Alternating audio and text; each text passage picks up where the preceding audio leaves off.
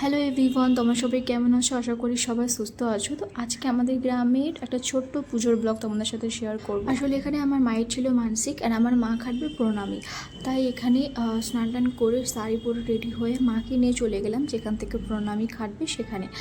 তো অনেক দিন পর গ্রামে এসে খুবই ভালো লাগছিল। তো এখানে মারা প্রণামী, আমার মা খাটছে প্রণামী, কারণ পুজো শুরু হওয়ার আগে আমাদের প্রণামী খাটা শেষ করতে হবে, নাহলে পুজো মণ্ডপে দাঁড়ানোর জায়গা থাকে না। তো তোমাদেরকে একটু পরে আমি পুজো মণ্ডপটা শেয়ার করব। আর এখানে হচ্ছে এত ভিড় অলরেডি লেগে গেছে। তো এখানে মারা প্রণামী খাটতে খাটতে মন্দিরের ভেতরে ঢুকে গেছে, তো দেখতেই পাচ্ছ।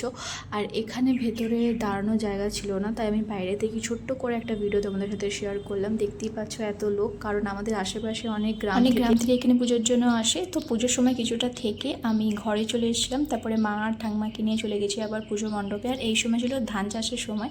তো দেখতেই পাচ্ছ মাঠের মাঝখান দিয়ে পুরো যাচ্ছে আর চারিদিকে পুরো সবুজ। তো যারা গ্রামে থাকো অবশ্যই বুঝতে পারছো।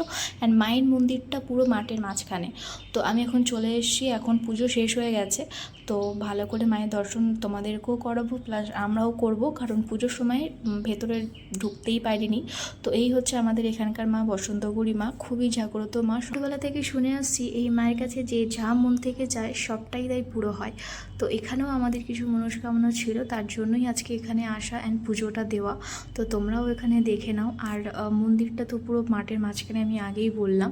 তো একটু চারিদিকটা তোমাদের সাথে আমি ঘুরিয়ে দেখাচ্ছি। আর এখানে একটা ছোট্ট মেলাও বসেছিল, অ্যান্ড যারা এখানে উপোস করে থাকে তাদের এই খাবারটাই খেতে হয়। তারা আবার তার পরের দিন সকালবেলা আবার পুজো করে খায়।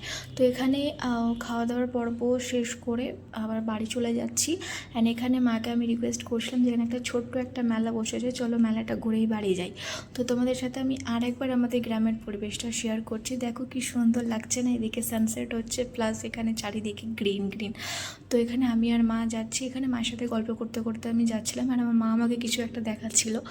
তো চলো এখানে এখন মেলায় কালকে চলে এসেছি, রিটার্ন করব, তাই জন্য আজকে বাড়ি যাওয়ার সময় মেলাটা একটু ঘুরে দেখে নিই। তো এখানে ফুচকা, টুকটাক খাবারের জিনিস, বাচ্চাদের খেলার আর একটা নাগরদোলনা ছোটো বসেছিল। তো এখানেই মায়ের কিছু জিনিসপত্র কেনার ছিল, তো তাই এখানে টুকটাক কিনে তোমাদেরকে একবার ঘুরিয়ে দেখে নিলাম। যেখানে 2-4টি হাতে গোনা দোকান বসেছে।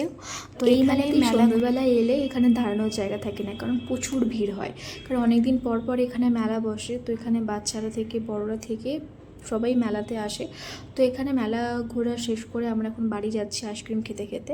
আর এটা হচ্ছে আমাদের বাড়ির একদম সামনে নতুন এই দুর্গা মন্দিরটা হয়েছে। তো আজকের মতো এখানেই বিদায় নিচ্ছি। ভালো লাগলে লাইক, কমেন্ট, শেয়ার, সাবস্ক্রাইব করে দিও। আজকের মতো টাটা।